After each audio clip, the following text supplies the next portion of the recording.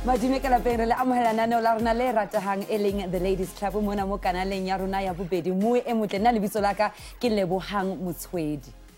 A very good morning to you, and thank you so much for being with us. My name is Vaylen Kirtley, and it's wonderful that you've joined us as we once again profile women in sports.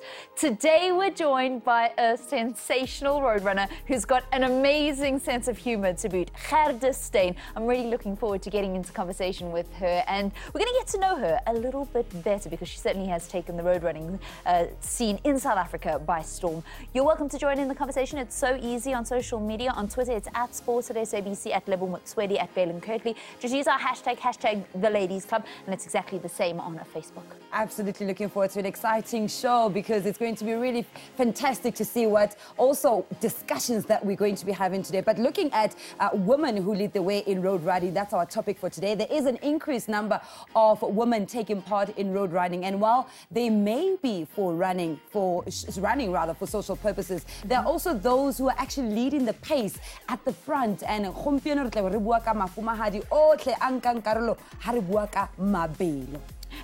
you're absolutely right, because in South Africa, what we've had is we haven't only had an increase in ladies getting involved in the sport, but also we've had ladies that are doing really, really well, which has been inspiring those social runners. I know I have been inspired by a couple of them. I tried, Vaylen, I really tried to get into social riding, and then the knees, and then the ankles, and then, but it's okay. Speaking about inspiring stories, the 2018 Hong Kong Squash Open has committed to offering equal prize money for the first time, with the total prize to be split equally between men and women. That's really fantastic. Now, this will be at the PSA World Tour Platinum event, which takes place between November the 19th and the 25th. So it's really exciting to see that eventually some equality is coming to the fore when it comes to squash or other sporting codes. Hopefully they need to come now, take lead and follow suit. Absolutely. We saw surfing do it as well with the women's top tour. So let's hope that all the sports come on board because, it's just the right thing to do. It's time to take it up a notch with an inspiring quote to get us underway. Today, we echo Malala Yousafzai. She said, "I raise up my voice, not so I can shout, but so that those without a voice can be heard. We cannot succeed when half of us are held back." Now, Yousafzai is a Pakistani activist for female education and the youngest Nobel Prize laureate. She's known for human rights advocacy, especially around issues regarding the education of women and children in her native Swat Valley, which is northwest Pakistan. Absolutely incredible. And just echoing some of the words that have been said by the quote today. I mean, it's really important that we stand for something, not fall for everything. And the fact that she also went back to give back and educating the young girls in our community in an environment, Vaylen, where women have no voice. So once you have a voice and I have a voice, it's important to stand up and influence the younger generation to also stand up and have a voice. Absolutely. I mean, if you think about Yousafzai's story, I mean, being shot at the age of 15 years old, I mean, absolutely harrowing circumstances, and not being deterred from what she was actually standing for is really an example that so many women can follow. That's true. And looking back in 2009, she even wrote a blog under the pseudonym for BBC Urdu detailing her life during the Taliban occupation of Swat. Now, she's really incredible. She certainly is. Well, we're going to be chatting to our game changer who is in studio. I can't wait to get... I can't wait to get into conversation with her. So on that inspiring note, just stay with the Ladies Club. We'll be back after this.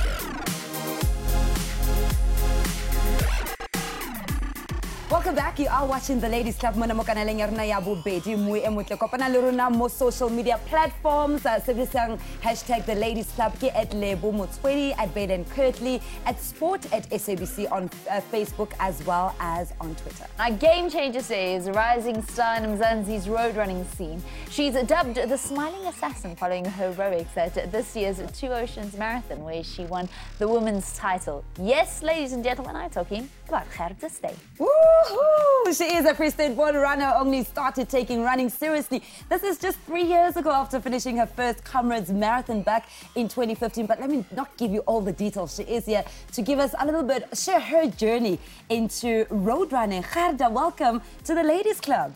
Thank you very much. It's such an honor to be here with you ladies. Short career, incredible career so far. First Comrades Marathon in 2015 and now Ocean's Marathon gold medalist. And it looks like road running oyster. The world that's road running is really at your feet at the moment. Yes, it really is. It's been such a great journey that I've been on in the couple of years that's passed. I sometimes still wake up and think, I don't know how on earth this happened. But yes, it's been amazing.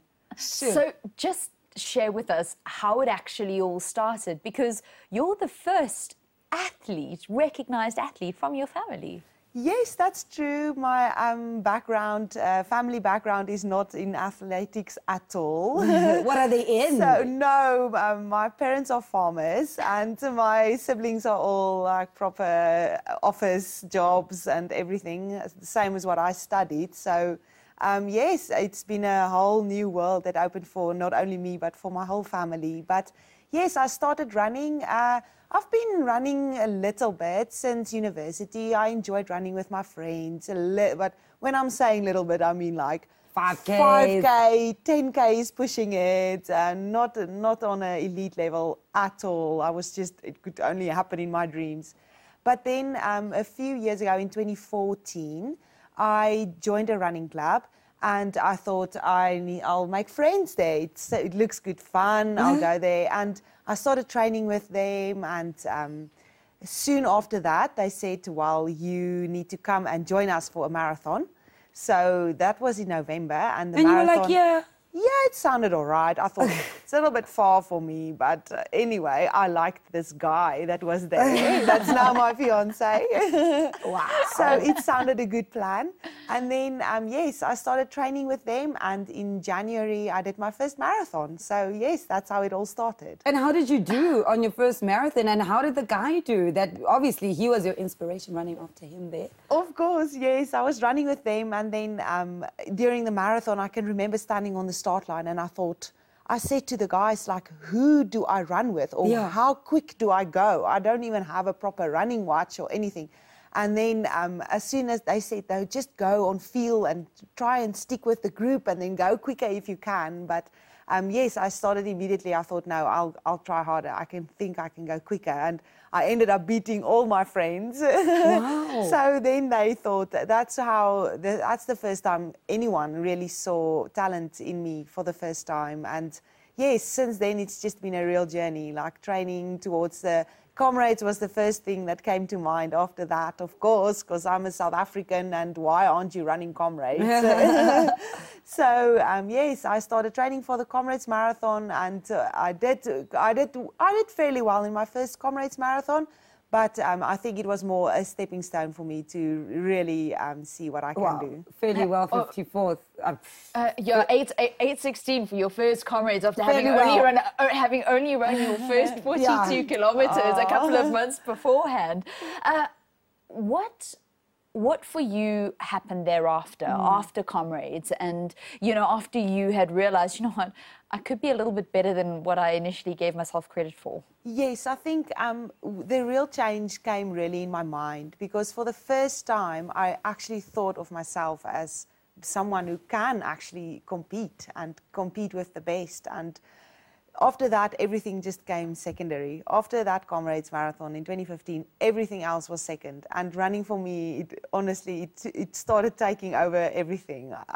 I would wake up in the morning early to go and train without even thinking about it. I would give anything price to go and train. And it really changed my whole sort of lookout on everything else. And I was so inspired by other ladies who also had similar stories to me, coming from all the way down the line and actually winning this big race and improving.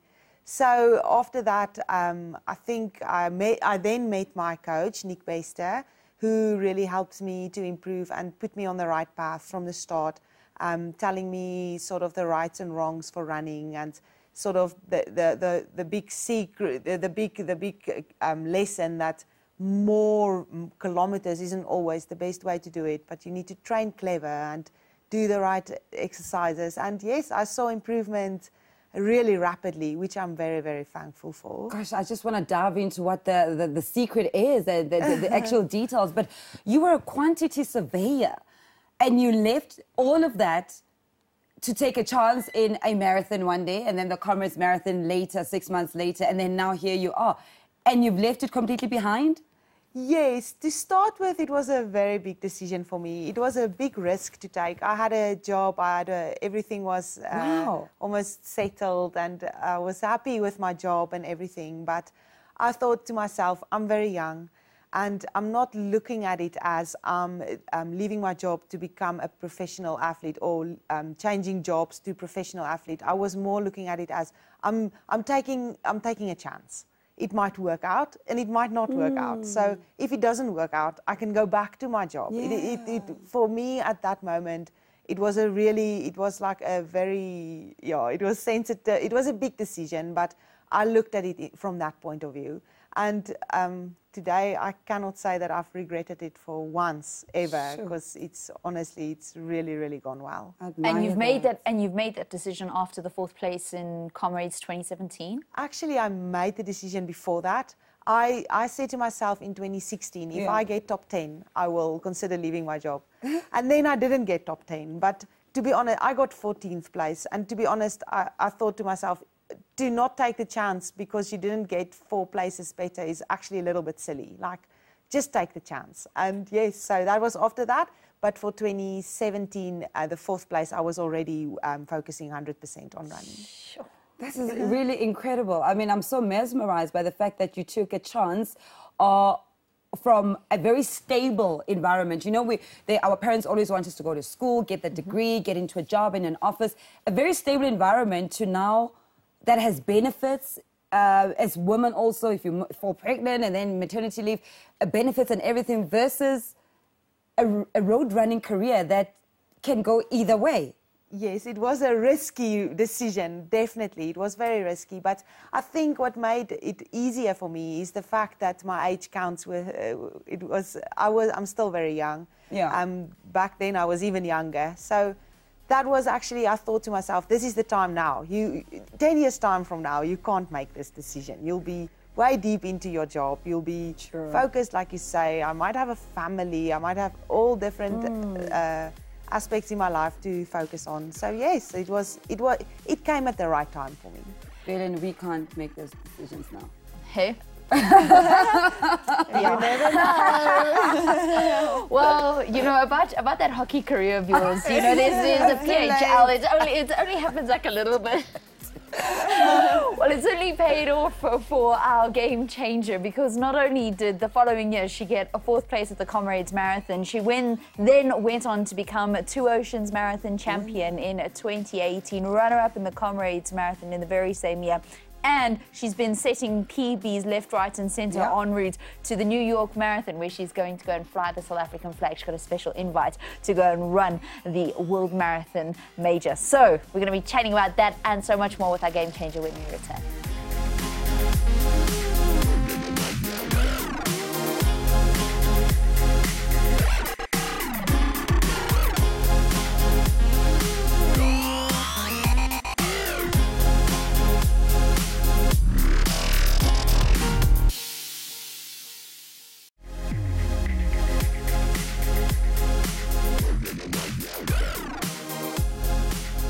Welcome back. You are watching the Ladies Club, and let's get right into it, because it is that time of the day where we talk about our trailblazer, and today our superstar is South African marathon and ultra marathon athlete, one of Gerda's favorite women in sport. That's Caroline Woestman. She is obviously known for making history by winning both the 2 Oceans and the 90th Comrades Marathon in the same year, starting running as a social runner back in 2009, and that's after giving birth to her child, and she required a workout that really could fit into her family structure and her busy professional career. And it's really from then has been a fantastic journey that she has, because she's realized her competitive edge that has come to the fore at a later stage of her life.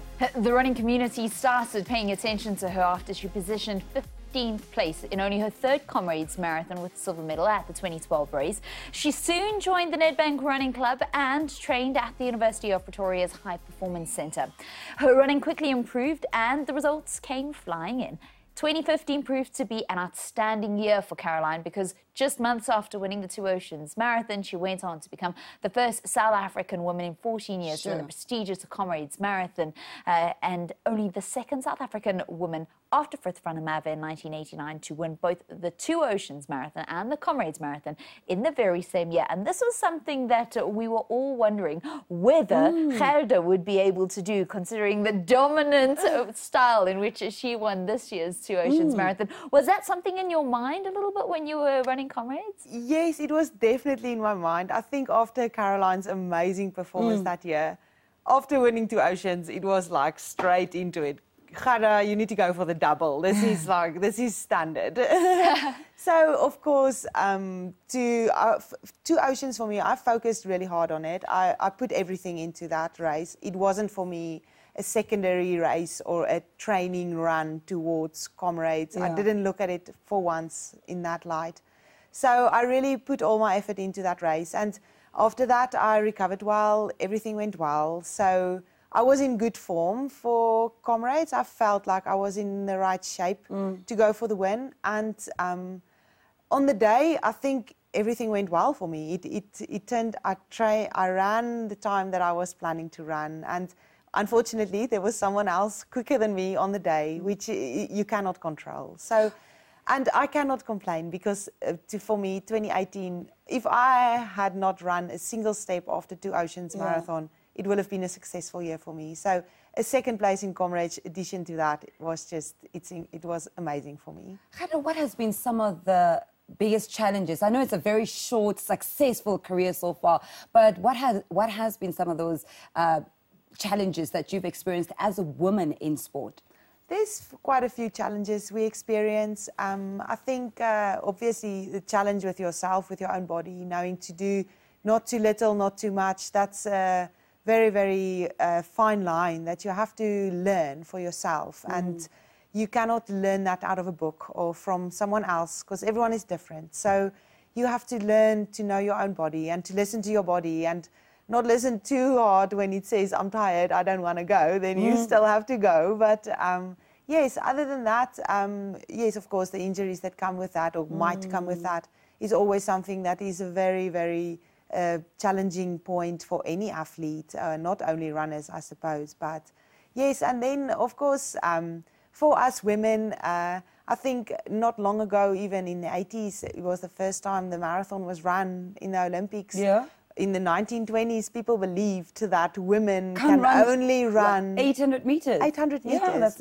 incredible. And that's what everyone believed. And that's how it was. The world went with that. And I think for us ladies to really, really make our mark in the running industry is important, and it's an ongoing, not a struggle, it's a pleasure, but it's still ongoing to make our mark. But now with races like Comrades, where they have our own media coverage for the ladies, the New York Marathon, they have put so much emphasis on the women. And that's really encouraging for any of us, women that's currently running, but especially the young ladies, because they see that actually we are seen now and we can actually do more than 800 meters. How surprised were you at the invite from the New York Marathon? It came to such a surprise. So they invited me straight after Two Oceans. I was actually still in Cape Town after the Two Oceans Marathon. So, of course, I was on such a high after the wins, trying to realize, to still make sense out of all of this. And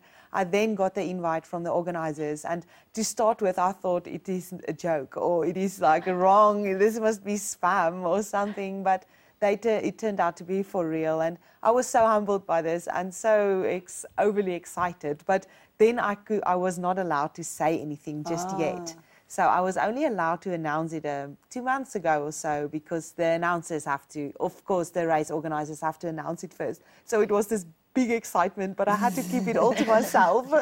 And tell me, it's something very lighthearted. When you run, whether you're taking part in the Comrades Marathon or Two Oceans Marathon, is there anything of a good luck charm that you have to run with? Do you have a particular pair of socks, shoes, something that you put on your hair, earrings, ring? What is it that is your good luck charm? Yeah. I do have a good luck charm.